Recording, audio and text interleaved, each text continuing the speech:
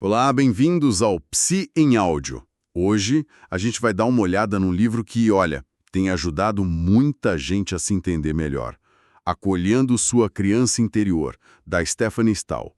Sabe aquela sensação que certas reações nossas vêm lá de trás, da infância mesmo? É por aí que a gente vai hoje. Exatamente. O livro trabalha com uma metáfora muito poderosa, né? A da criança interior. Não é uma pessoa dentro da gente, claro, mas é tipo um símbolo para tudo aquilo que a gente viveu e sentiu lá no comecinho da vida. As coisas boas e as ruins, imagino. Sim, as boas e as mais difíceis. E toda essa bagagem emocional, muitas vezes sem a gente nem perceber, sabe? Ela acaba moldando muito de quem a gente é hoje. Como a gente se vê, nossos relacionamentos, nossa autoestima, tudo isso. E a nossa ideia aqui no Psi em Áudio é justamente essa: mergulhar esses conceitos do livro, mas de um jeito bem descomplicado, sabe? Para todo mundo entender. Como se a gente estivesse contando a história pela primeira vez mesmo. Focando no que mais impacta. Então, bora lá desembalar essa criança interior. Bora. Bom, para começar, o que é essa tal criança interior? O livro explica que é tipo a soma das nossas vivências, principalmente até uns 6 anos de idade, mais ou menos. Ah, a primeira infância, né? Que marca muito. Marca demais. Nessa fase, o cérebro está absorvendo tudo, feito esponja. As interações com pai, mãe ou quem cuidou da gente deixam marcas profundas. E isso forma partes da nossa personalidade que agem meio no automático, sabe? Fora da consciência. É nesse lugar interno que ficam os medos antigos, as mágoas guardadas. Puxa, Mas também é importante dizer, é onde mora a nossa capacidade de sentir alegria, de confiar, de amar. Não é só coisa ruim, não. entendi essa ideia da bagagem. Mas como a gente organiza isso? Tipo, a parte mais difícil e a parte mais legal dessa herança. O livro ajuda nisso? Ajuda, sim. E é bem útil para a gente se conhecer melhor. A autora propõe pensar em 2 lados dessa criança interior: a criança sombra e a criança sol. Sombra e sol. Interessante. Não são duas crianças diferentes, então. Não, não são literais. São mais como 2 modos de sentir e reagir. A criança sombra é onde ficam as feridas emocionais, sabe? Aquelas crenças negativas que a gente forma. Ah, não sou bom o bastante, ninguém gosta de mim de verdade, o mundo é perigoso. As inseguranças mais fundas estão aí. E a criança sol? Seria o contrário disso? Exato. A criança sol é a nossa parte que guarda as experiências boas da infância. Aquela confiança básica na vida, sabe? A espontaneidade, a alegria, a sensação de ser amado, valorizado. É a parte que se sente segura, criativa, viva. Legal essa divisão. E tem mais alguma parte nessa estrutura interna? Tem sim. Para fazer a ponte entre esses 2 lados e a nossa vida adulta, o livro fala do adulto interior. Adulto interior. Seria a nossa consciência, a parte racional? Isso mesmo. É a nossa capacidade de olhar para a gente mesmo, para os nossos pensamentos, sentimentos, mas de um jeito mais maduro, lógico. O adulto interior consegue analisar o que está acontecendo agora, sem ser totalmente engolido pelas emoções da criança sombra, entende? Entendo. E o ponto crucial para quem busca mudança é que o adulto interior pode consolar a criança sombra. Oferecer compreensão, limites saudáveis quando ela está assustada ou reativa, e ele também pode escolher conscientemente ativar a criança sol. É tipo o nosso centro de comando. Faz muito sentido. E como isso aparece no dia a dia? Nos relacionamentos, por exemplo? Dá pra ver essas crianças agindo? Com certeza. O livro dá um exemplo ótimo com um casal, o Miguel e a Selma.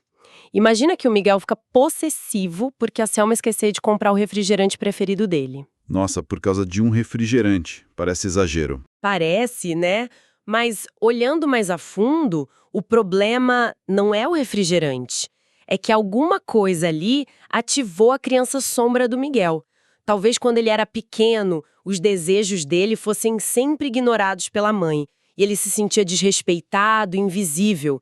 Aí o esquecimento da Selma hoje cutuca essa ferida antiga. Ele não reage ao presente, reage ao passado. Caramba. E a Selma? Como ela entra nessa? Aí entra a criança sombra dela. Se a Selma de pais muito críticos, por exemplo, a raiva do Miguel pode disparar nela um medo gigante de ser inadequada, de ser atacada. Ah, Então, em vez de tentar entender o que está pegando pro Miguel, ela reage na defensiva, fica irritada, se fecha. No fim, eles acham que estão brigando por causa de um ref, mas na verdade é um embate entre as crianças sombra feridas dos dois, cada uma revivendo suas dores. nossa, esse exemplo é muito bom. Mostra como uma coisinha pequena pode ter um peso emocional gigante vindo lá de trás. E isso conecta com outra coisa importante que o livro fala, as crenças que a gente forma, né? Precisamente, essas experiências da infância, principalmente as que se repetem ou as que marcam muito, vão criando o que a autora chama de crenças fundamentais. São tipo convicções muito profundas, muitas vezes inconscientes que a gente tem sobre nós mesmos. Tipo, eu não sou bom o suficiente. Exato. Ou não mereço ser amado. Crenças sobre os outros também. As pessoas sempre me abandonam. Não dá para confiar em ninguém. E sobre como a vida funciona. Preciso ser perfeito para ser aceito, tenho que agradar todo mundo. E essas crenças funcionam como, sei lá, uns óculos que a gente usa sem perceber e que distorcem tudo. É uma ótima analogia. Elas são filtros automáticos. Quando acontece alguma coisa meio neutra ou ambígua, a gente tende a interpretar de um jeito que confirme essas nossas crenças. Se eu acho lá no fundo que não sou importante, um amigo que demora para responder pode virar na minha cabeça ele não liga para mim, na hora. Mesmo que não seja nada disso. Pois é. E o impacto disso é que a interpretação e a emoção vêm juntas, num piscar de olhos, antes mesmo do nosso adulto interior conseguir analisar a situação com calma. A criança sombra fica meio que projetando o passado no presente o tempo todo. Isso explica muita reação que parece vir do nada, né? Mas essa formação da criança interior depende só dos pais ou tem mais coisa envolvida? Olha, a relação com os cuidadores principais é a base, não tem dúvida. É ali que a gente aprende sobre segurança, sobre vínculo, sobre o nosso valor. Mas o livro também fala que a genética conta, sabe? Nosso temperamento, se a gente nasce mais introvertido, extrovertido, mais sensível, isso interage com as experiências. Ah, então não é só o ambiente. Não só, mas a forma como os pais respondem às necessidades emocionais da criança é fundamental. Pais que são empáticos, que validam o que a criança sente, mesmo que não concordem com o comportamento, ajudam muito. Ajudam a criança a se entender e a aprender a lidar com as próprias emoções. Falando em necessidades, o livro destaca algumas que são chave para um desenvolvimento saudável, certo? Quais são elas e por que são tão importantes para essa história da criança interior? Sim, a autora foca em 4 necessidades psicológicas básicas que todo mundo tem. E a frustração dessas necessidades na infância é o que mais alimenta as feridas da criança sombra. E quais são essas 4? A primeira é a necessidade de vínculo e pertencimento. Sentir que a gente pertence, que é amado, que está conectado de forma segura com os outros. Ok, vínculo. Qual a próxima? A segunda é a necessidade de autonomia, controle e segurança. Poder explorar o mundo, ter um espaço para ser independente, sentir que a gente tem algum controle sobre a nossa vida e que o ambiente é seguro. Autonomia, faz sentido. E a terceira? A terceira é a necessidade de prazer e evitar o desprazer. Buscar o que é bom, o que dá satisfação e evitar dor, sofrimento. E, claro, aprender a lidar com as frustrações normais da vida de um jeito saudável. Prazer e evitar dor. E a última? A quarta é a necessidade de autoestima e reconhecimento. Sentir que a gente tem valor, que é competente, amado, aceito do jeito que a gente é. Ser visto de forma positiva pelas pessoas importantes para nós. Vínculo, autonomia, prazer e evitar dor e autoestima. E quando essas necessidades não são bem atendidas lá atrás, qual a ligação com aquelas crenças fundamentais que você falou? A ligação é total.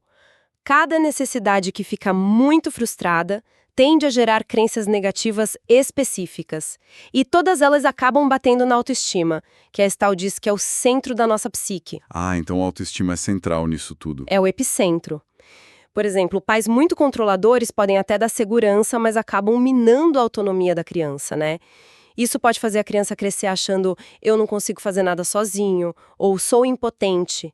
E aí a confiança vai lá para baixo. Entendi. E um conflito que surge muito daí é entre a necessidade de vínculo, querer ficar perto, ser cuidado, e a de autonomia, querer independência, espaço. Achar o equilíbrio entre essas duas é um desafio para a vida toda, né? Com certeza. Então, beleza, temos as necessidades, as crenças que se formam, a sombra e o sol. Mas como a gente lida com a dor quando essa criança-sombra está muito ativa, machucada? O livro fala sobre isso? Fala sim, e é um ponto-chave. Para a gente não sentir direto a dor da criança-sombra e o peso daquelas crenças negativas, a gente desenvolve quase sempre, sem perceber, o que a autora chama de estratégias de autoproteção. Estratégias de autoproteção. Parecem máscaras, né? Coisas que a gente faz para se defender. São exatamente isso. Mecanismos de defesa para não sentir a dor original ou para esconder dos outros as nossas vulnerabilidades, nossas inseguranças. Mas se é para proteger, parece bom, não? Então, na infância, talvez fossem a única saída que a criança tinha para sobreviver emocionalmente num ambiente difícil. O grande X da questão é que na vida adulta, essas mesmas estratégias viram a causa de muitos dos nossos problemas e do nosso sofrimento. Como assim? Elas nos engessam, impedem a gente de ter relacionamentos mais verdadeiros, mais autênticos, e impedem a gente de usar os recursos que o nosso adulto interior agora já tem. A estratégia que salvou lá atrás atrapalha hoje. Que interessante isso. Que tipo de estratégias são essas? Pode dar uns exemplos para a gente visualizar? Claro, tem várias. Uma bem comum é a repressão. É tipo fingir que certos sentimentos ou lembranças dolorosas nem existem. Varrer para debaixo do tapete. Ignorar, né? Isso. Outra é a projeção. É quando a gente vê nos outros aquilo que a gente não admite em nós mesmos. Tipo, se eu tenho muita raiva guardada, posso achar que todo mundo é hostil comigo. Eu projeto a minha raiva nos outros. Entendi. Que mais? Que outras máscaras a gente usa? Bom, tem o perfeccionismo, aquela busca sem fim por ser impecável, para evitar qualquer crítica. Muitas vezes está ligada à crença, só vou ser amado se eu for perfeito. Nossa, essa pega muita gente. Pega mesmo. Tem também a obsessão por harmonia ou hiperadequação. É aquela pessoa que precisa agradar todo mundo, tem uma dificuldade enorme de dizer não, vive engolindo sapo para se encaixar. Vem de crenças tipo, preciso ser bonzinho para ser aceito. Essa de agradar sempre é super comum mesmo. Muito. E tem mais, a fuga ou evasão, evitar situações difíceis, sentimentos desconfortáveis. Seja se isolando, trabalhando demais, usando álcool, drogas, ou até sonhando acordado para fugir da realidade. A fuga. Tem a dominação ou controle, a pessoa que precisa controlar tudo e todos para se sentir segura, para não sentir a própria vulnerabilidade. E tem a agressão, que pode ser ativa, a pessoa explode fácil, ou passiva, aquela resistência disfarçada, teimosia, esquecer de propósito, sabe? Sei, a agressividade passiva. É interessante ver como todas essas estratégias, mesmo parecendo diferentes, têm a mesma função: proteger a criança-sombra. O livro reforça para a gente olhar para elas com mais compaixão, né? Sem ficar se culpando por usar. Exatamente. O primeiro passo é reconhecer. Opa, estou usando essa estratégia. E entender que ela foi um recurso de sobrevivência lá atrás. Mas que hoje, como adultos, a gente tem capacidade de achar formas mais saudáveis de lidar com as coisas. Essa ideia de como o passado continua vivo no presente e essas máscaras que a gente usa, isso mexe com a gente, né? Se essa nossa conversa está fazendo sentido para quem está ouvindo, está trazendo alguma luz, que tal deixar um curtir? Ajuda bastante o Psi em Áudio a chegar para mais gente que pode se beneficiar dessa reflexão. Bom, então, como a gente começa a desmontar essas estratégias que não servem mais e a cuidar das feridas da criança-sombra? O livro mostra um caminho e a chave de tudo é a tomada de consciência. Consciência. Mas como isso funciona na prática? Não é só saber que eu tenho uma criança-sombra e pronto. Saber na cabeça é o começo, mas a consciência aqui é mais profunda. É conseguir, na hora H, quando a emoção difícil vem, perceber: opa, isso aqui é a minha criança-sombra reagindo. É aprender a separar a visão do adulto interior da visão da criança-sombra. Como no exemplo do Miguel e do refrigerante. Exatamente. O adulto interior dele precisaria entrar em ação ali na hora e ter um diálogo interno, tipo, calma, eu sei que você está se sentindo desrespeitado igual se sentiu na infância, mas a Selma não é sua mãe. Esquecer uma coisa não quer dizer falta de amor. Respira, entende? Esse diálogo interno compassivo, mas realista, é fundamental. O adulto precisa acolher a sombra, não brigar com ela. Entendi. É como se o adulto virasse o pai ou a mãe legal que talvez a criança sombra não teve naquele momento de dor, né? E além de acolher a sombra, o que mais a gente pode fazer? Junto com o acolher a sombra, é super importante fortalecer a criança sol. Isso é um esforço consciente mesmo, de identificar e cultivar nossas qualidades, nossas forças, nossos valores, aquilo que realmente importa pra gente, tipo justiça, liberdade, criatividade, conexão. Valorizar o lado bom, então. Isso. E também desafiar aquelas crenças negativas da sombra, trocando por crenças mais positivas e realistas sobre nós mesmos. Eu tenho valor, sou capaz, mereço amor, posso errar e aprender. E um ponto que o livro bate muito na tecla: assumir 100% da responsabilidade pela nossa felicidade. Parar de esperar que os outros ou as circunstâncias façam isso por nós. Assumir a responsabilidade. Isso é forte. E para substituir aquelas estratégias de autoproteção que não ajudam mais, o que o livro sugere no lugar? Ele sugere desenvolver conscientemente as estratégias de reflexão. São jeitos mais maduros, mais flexíveis, mais saudáveis de lidar com os desafios, usando os recursos do adulto interior. Estratégia de reflexão. Que tipo de estratégias seriam essas? Parece interessante. São várias práticas e mudanças de olhar, assim. Uma essencial é pegar-se no flagra, desenvolver essa habilidade de perceber quando a gente está quase reagindo pela criança sombra e conseguir escolher uma resposta diferente, mais alinhada com o adulto. Ah, tipo friar o impulso automático? Exato. Outra muito útil é aprender a diferenciar fato de interpretação. Separar o que realmente aconteceu daquilo que a nossa criança sombra, com as crenças e feridas dela, está achando que aconteceu. Isso de separar fato e interpretação parece que evitaria muita briga à toa, né? Tipo a do Miguel e da Selma. Que outras estratégias ajudam nesse caminho? Aceitar a realidade. Aprender a dizer sim pro que é, sabe? Inclusive para os sentimentos difíceis, em vez de brigar contra ou fugir. Praticar a boa vontade, a benevolência, tanto com a gente mesmo, a autocompaixão, quanto com os outros. Lembrar que as pessoas difíceis também têm suas crianças sombra machucadas. A boa vontade. Isso muda a forma de ver os conflitos, imagino. Muda muito. Outras estratégias importantes. Aprender a dizer não, de um jeito claro, respeitoso, colocar limites saudáveis para proteger nosso espaço, nossa energia, confiar mais na vida e na gente mesmo, soltando um pouco aquela necessidade de controlar tudo. Soltar o controle.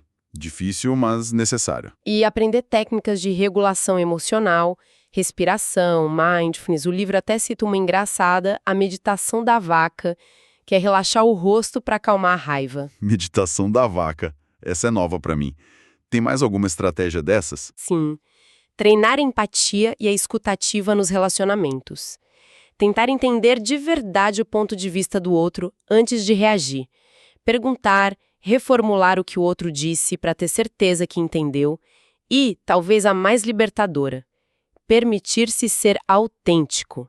Abraçar o eu sou como sou, com luz e sombra, e parar de tentar caber em caixinhas que não são nossas. Uau!